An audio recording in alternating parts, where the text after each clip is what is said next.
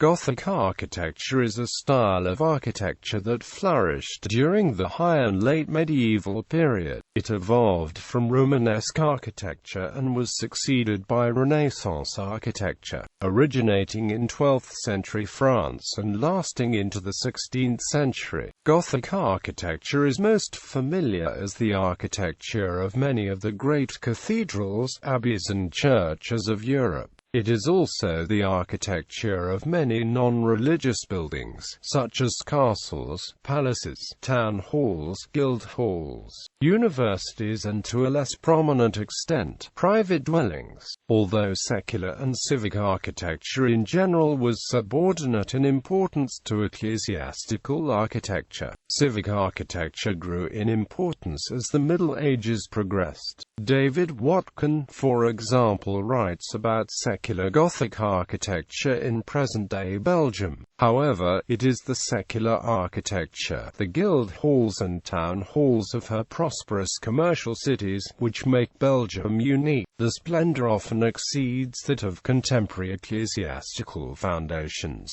while their decorative language was not without influence on churches such as Antwerp Cathedral.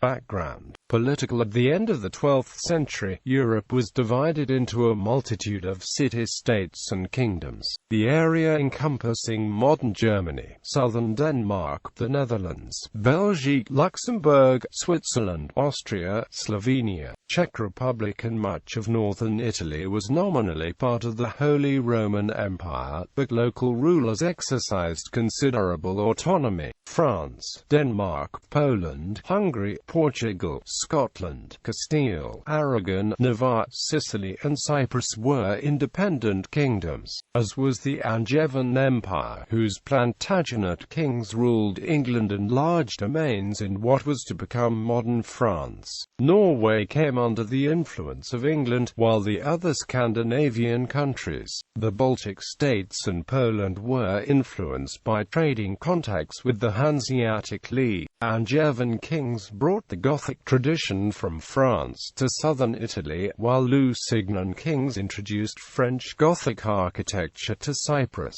Throughout Europe at this time there was a rapid growth in trade and an associated growth in towns. Germany and the lowlands had large flourishing towns that grew in comparative peace, in trade and competition with each other, or united for mutual weal, as in the Hanseatic League.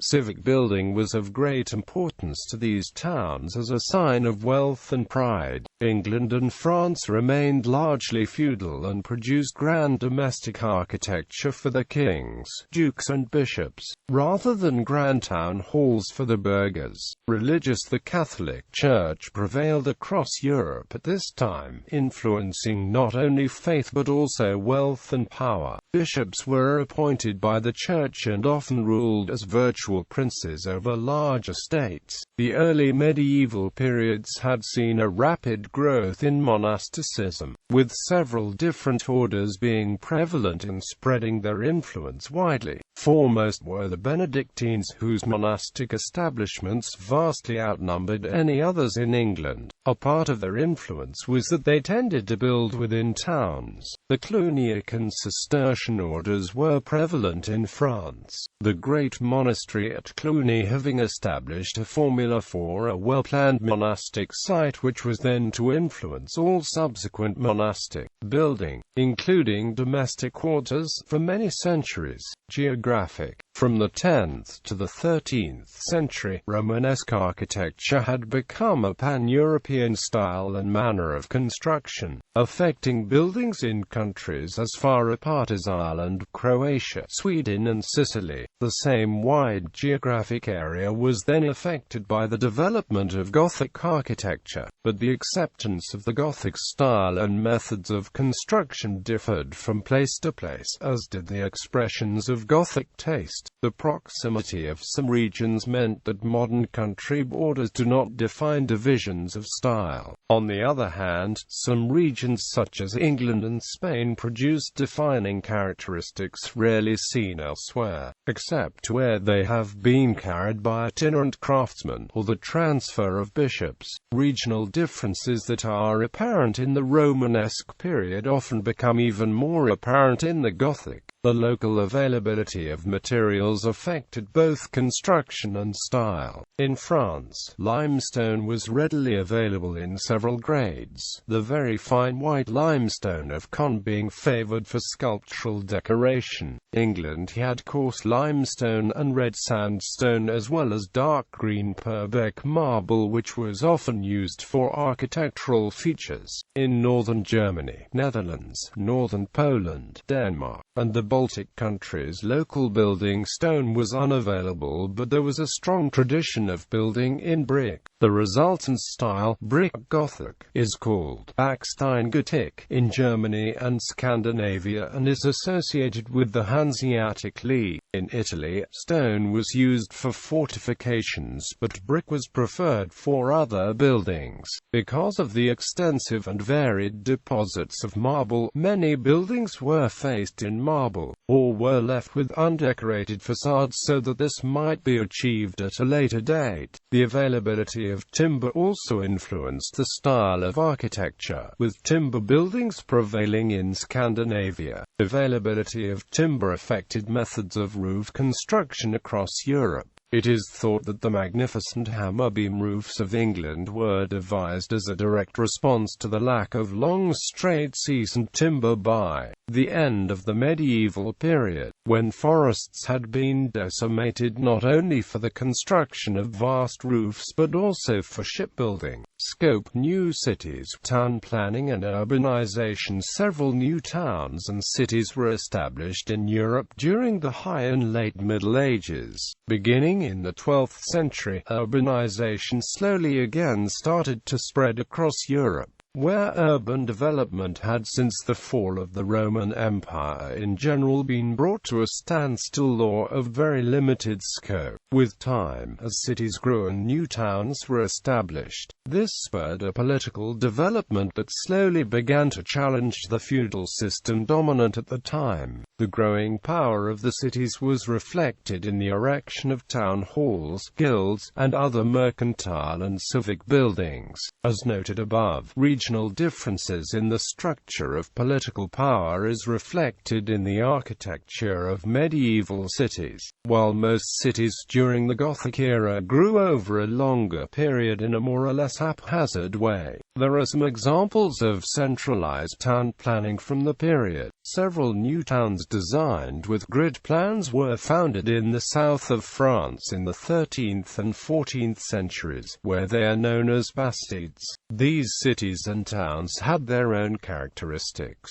purpose-built on unoccupied land. These bastides were immediately different from older medieval villages with winding streets that grew willy-nilly over decades. The bastides adopted the regular square grid of ancient Roman towns, with an arcaded market square at the center. In most cases, the church was set off to the side of the square, pointing to the priority given to trade. The city of Aigues-Mortes in southern France is an unusually large example of a consciously redesigned, if not strictly new, city. In England, a symmetrical plan was conceived but never completely carried out for New Winchelsea, one of the so-called Cinque Ports, wine trading posts in Kent and Sussex. England is also the site of what is claimed to be the oldest purely residential street, with its original buildings all surviving intact in Europe. Vickers Close in Wells, Somerset, a planned street dating from the 1360s.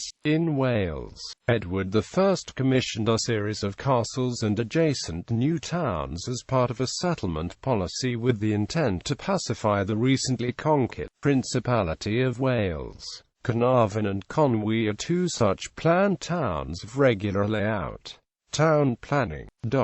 It was not only new-founded cities that had extensive building regulations. London, Florence, Paris, Venice and numerous smaller cities in Spain and Italy had rules concerning not only the height and shape of buildings, but also, for example, regulating the width of streets, the projection of roofs, and rules concerning waste management, drainage and fire regulations. The Piazza del Campo in Siena, Italy is one of the earliest examples of coherent town planning along aesthetic lines. Perhaps for the first time since antiquity, official regulations governing the size of the palaces facing the square date from 1298.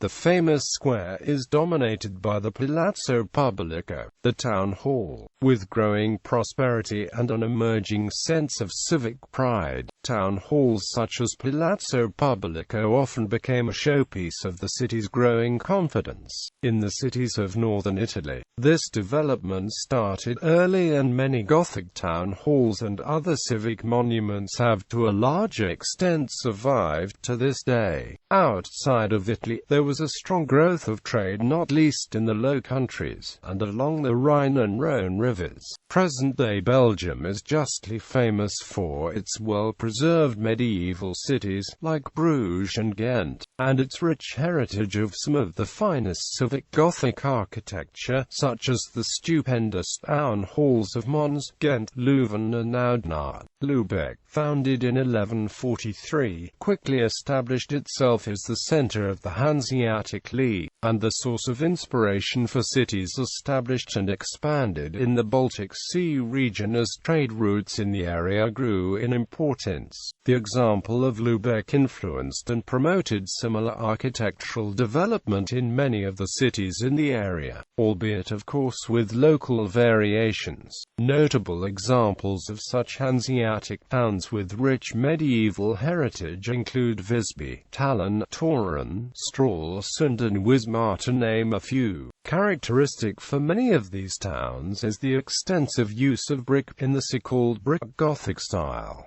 Civic pride, town halls, castles, fortresses and military structures. Few countries in Europe can rival Spain when it comes to the number of well-preserved Gothic castles, primarily dating from the 15th century. Typical examples of these often severe-looking, strictly military structures are Torrelobaton, El Barco d'Avila and Montealegre castles. An atypical but inventive piece of Gothic architecture is the completely round Belver Castle on Majorca Island, built in 1300–14 for James II of Majorca by architect Pere Salva. In France, the late medieval period, especially the time of the 100 Years' War, saw the construction of a large number of new, feudal castles and walled towns.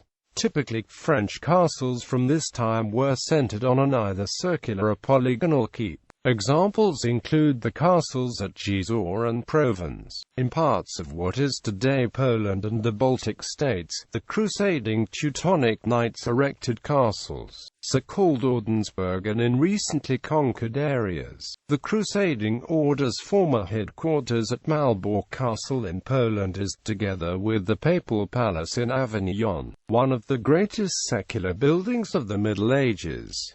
Other examples include Quitzin and Tur-Aida. Many towns and cities in Europe during this time were protected by more or less extensive town walls. Notable examples of still extant Gothic town walls still surround the historical centres of Carcassonne, France, Tallinn, Estonia and York, England. Universities and schools. The colleges of Oxford and Cambridge universities in England comprise an outstanding example of English Gothic architecture. The source of inspiration for these English colleges is not the architecture of monasteries, but rather 14th and 15th century manor houses. The structure of the colleges originally developed haphazardly, but New College, Oxford, founded in 1379, for the beginning received a planned structure centered on a quadrangle and a cloister. The architectural ensemble incorporated a hall, a chapel, a library and accommodation, and was designed by William Winford. The concept was further developed at Queen's College, Cambridge in the 1440s, probably designed by Reginald Ely. An example of a college inspired by monastic architecture can be found in Paris, in the Collège des Bernardins, formerly part of Paris University. This building, ordered in 1245 by the abbot Stephen of Lexington, draws upon Cistercian architecture. Universities.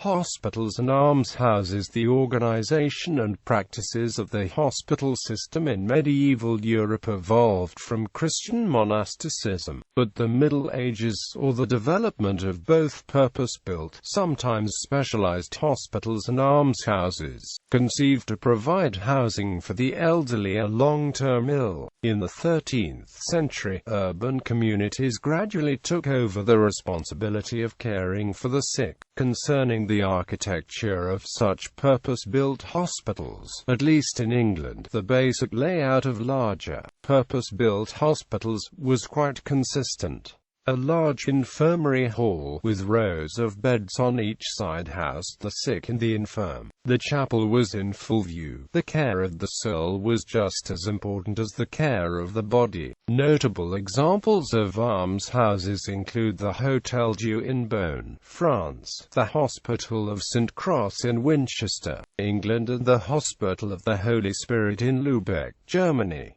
Hospitals and almshouses.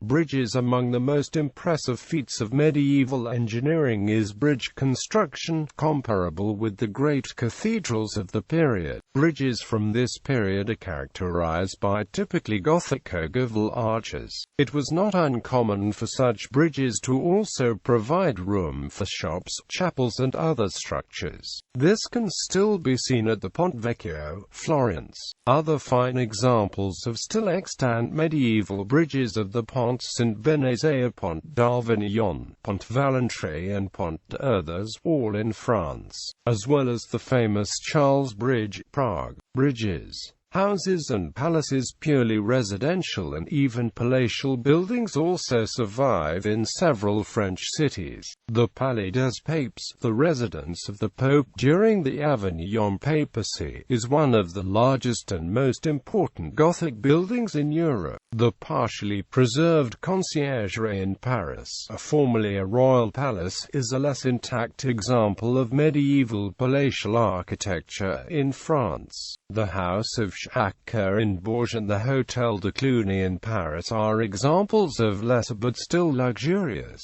urban residences from the late medieval period. At the very end of the Gothic period, Benedict.It in Bohemia, drawing on a local tradition of elaborate tracery and inventiveness best represented by Peter Parler, created some of the most elaborate examples of complex valuting in Gothic architecture at Prague Castle. The Vladislav Hall by It is the largest secular hall of the late Middle Ages. Here and in the so-called Rider's Staircase, It devised unique vaults. Amazing vault boasts intertwined double-curved three-dimensional Leon ribs reaching almost to the floor. Similarly inventive is the vault over the Rider's Staircase with its twisting asymmetrical, truncated ribs. The Castle of Olite in Navarre, Spain was originally built as a defensive castle but later redesigned into a purely residential palace for the kings of Navarre. It was equipped with such luxuries as a rooftop garden, an aviary, a pool and a lion's den. Other structures and buildings. A number of medieval shipyards, notably the Drassanes in Barcelona, Spain, and the Venetian Arsenal in Venice, Italy, survive to this day. Of these two, the Drassanes is the most purely Gothic building complex, while the Venetian Arsenal was arguably the most important. Indeed, it was the largest industrial complex in Europe prior to the Industrial Revolution.